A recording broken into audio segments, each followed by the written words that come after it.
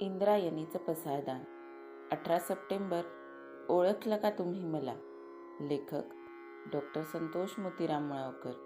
अभिवाचक किमया संतोष मुळावकर. ओळखलं का तुम्ही मला? नाहीच ओळखलं ना. कशाला ओळखाल? ओळख दाखवायची नाही, ओळख सांगायची नाही. ओळखून न ओळखल्यासारखं करायचं, आठवून न आठवल्यासारखं करायचं. ही मोठ्या माणसांची लक्षणं ठरलीत आजकाल. खोटं असून स्वतःला ओढून ताणून मोठं ठरवणं ही फॅशनच आहे आजकाल. कमाल आहे तुमची. माझीच ओळख मलाच ओळखता, आणि मी का म्हणून माझी ओळख तुम्हाला सांगावी? मी तुम्हाला माझी ओळख विचारली म्हणून तुम्ही मला माझी ओळख विचारायला हवी का? अहो, मलाच माझी आणखी पुरी ओळख झालेली नाही.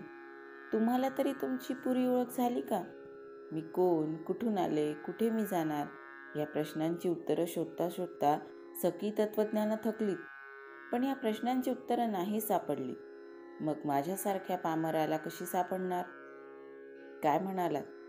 मी पामर आहे म्हणून मला त्या प्रश्नांची उत्तरं नाही सापडली? कोण म्हणतं मी पामर आहे? मला पामर म्हणणारे सगळे पामर.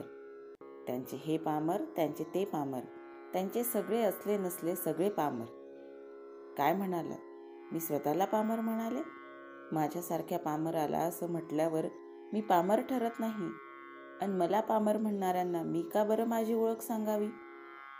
अनोळखी माणसांना ओळख सांगायची नसते. अहो, ओळखीच्या माणसाला सुद्धा ओळख द्यायची नसते, मुळीच द्यायची नसते. मुळीच हा शब्द अत्यंत महत्त्वाचा आहे इथं. म्हणूनच तो पहिल्यांदा सुटला आणि दुसऱ्यांदा आला. कुणालाच आपली ओळख मुळीच द्यायची नसते, कारण की ओळखीतून पाळखीचा मार्ग शोधत असतात लोक, आणि स्वार्थ संपला की ओळखी संपतात, आणि मग लागलीच माणसं माणसाला फेकून देतात. अगदी मेलेला उंदीर फेकून द्यावा तसा, अगदी शेपटी चिमट्यात धरून.